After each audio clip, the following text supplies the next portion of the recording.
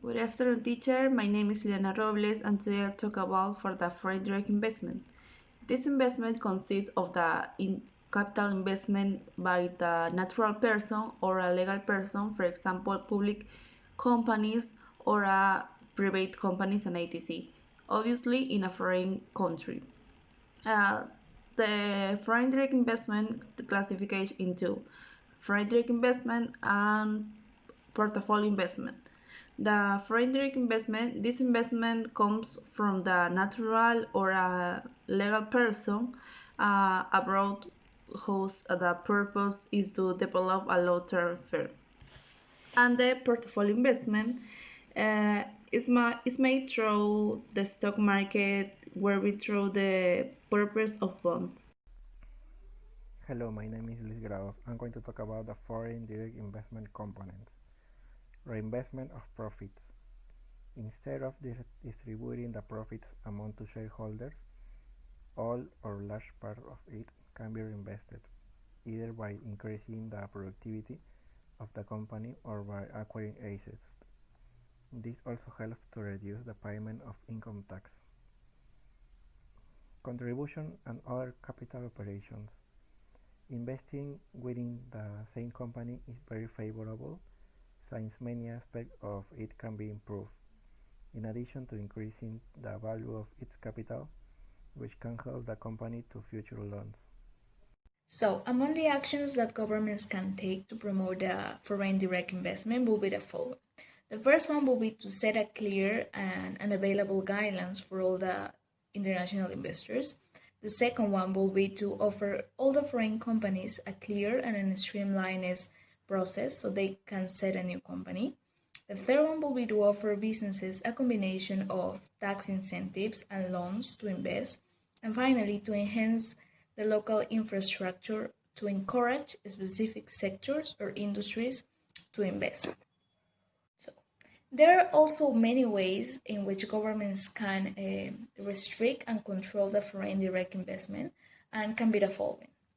The first action will be to require extensive paperwork and bureaucratic approvals. Second one will be require local partners in order to have a new foreign business set in the country. And the last one will be to impose taxes or sanctions. We need to have in mind that some countries can do so in order to take care of their own industries and their own production. However, it can lead to a lack of competitiveness.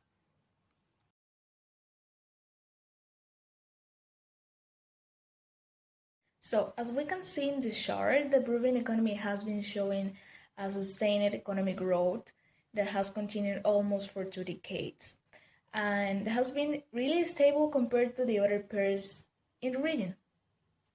Maybe we have been having some slowdowns episode due to different crises that the world was facing, and the last one was the crisis due to the coronavirus. And having in mind this context, a factor that has contributed a lot to the dynamism of the national production has been the flow of foreign direct investment, which has meant the entry of significant amount of money. Okay, so basically foreign capitals that were oriented to different sectors of our economy. So it is well known that the Peruvian government has been taking some measures or actions in order to promote the foreign direct investments. Maybe not only in all the traditional industries, but also in other sectors of the economies. So I'm just going to mention some of the most famous measures that the Peruvian economy has been taking. The first one will be the establishment of liberalization policies, has been in the 90s, okay, with the objective to drop the custom barriers, especially to open the economy to foreign investors. The second measure that the Peruvian government took was the establishment of a favorable legal framework for foreign investment. Then also the establishment of Pro Inversión in 2002, that I will consider the most important measure and action that the government has taken. um, basically with the objective to promote and manage all the private investment that were coming to Peru and participating in the privatization also of the public companies and industries that are based in natural resources. Hello, my name is Andrés, and I'm going to explain who are the main investors in Peru. As we can see in the following table, we got investors from all around the world, but mostly from Spain, Canada, Chile, United Kingdom, and the United States. By the way, this data was collected from the year 2011 up to June from the present year.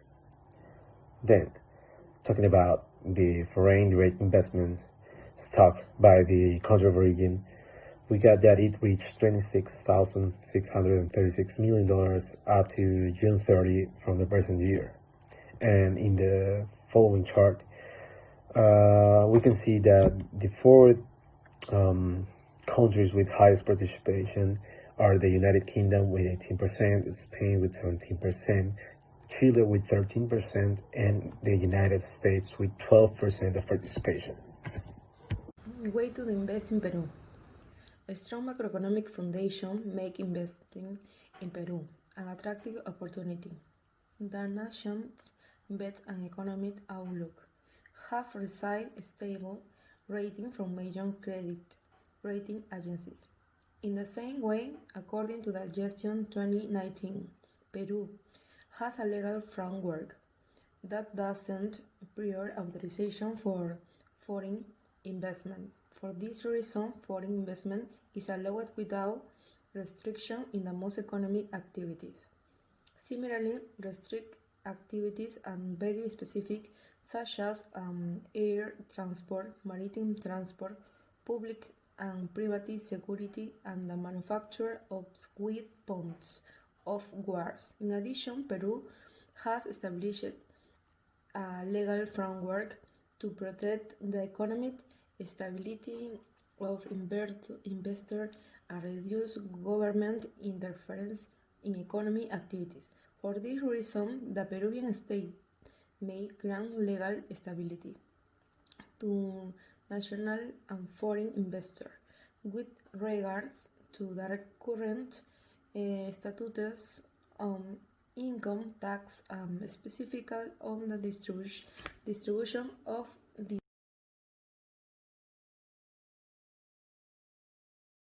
So after collecting all the data and comparing it to the data of our peers in the region, we realize that Peru is the ideal country in Latin America to invest. And among the industries that seek to have better returns are the following. The first one is the agriculture sector. Why? This is due to the sectored growth in the last 10 years with a variation of 36% compared to the last year. Okay, so in this case, we recommend to establish more agreements, maybe to expand the existing projects that still are there waiting to be executed in this sector. Not only this will help to increase the GDP, but also impact on the life of the communities living nearby, having in mind that we have organic and native products with high export potential. Regarding the mining sector, we will recommend to have consensus, to reach consensus, because the mining sector needs to be environmentally sustainable and socially responsible. This means that these two sides can work as a pair with the other big activity in Peruvian economy, the agriculture. Okay, so knowing that Peru is the second producing of copper, we still have a lot of potential to explode in this sector. In the case of the sector of services and outsourcing, we will recommend the Peruvian government to promote the implementation of foreign direct investment regarding IT or informational technology. This will lead to the increase of the availability of technology and data processing in our country. It's something that we need because it's a weakness that we have, and this is explained by the weak creation impact and diffusion of technology knowledge in our education sector. Now I'm going to talk about the point of how to promote foreign direct investment in Peru. Provide guarantees. The guarantees would serve for investors to see that their capital will be safe in any eventuality. Thanks to the fact that Peru maintains a policy of protectionism against investors, they see Peru as a country where it is convenient to invest. If they see that their investment will have a guarantee, they will want to invest in more companies. Decrease in taxes. It will help a lot for companies that want to invest in Peru, since they would pay less taxes, which would make them invest more and in the long term give more jobs. No state involvement. A country where the private sector is not controlled by the state attracts many investors. In the past, when we had an authoritarian government, they were capital flights since the state controlled the private sector. Today, companies have autonomy to operate and their investments are safe. Well, about the evolution of foreign direct investment in Peru, we have a table with the foreign investment of the last 10 years. As we can see, the evolution of Peruvian investment is very unpredictable. It can go up a lot in one year and go down the following year. This is due to many factors such as the phenomenon of the shale, the political crisis, among others reasons.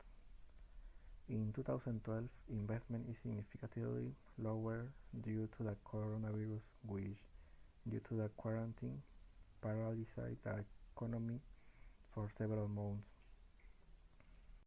So it is needless to say that the country has still a long way to go regarding foreign direct investment and its promotion.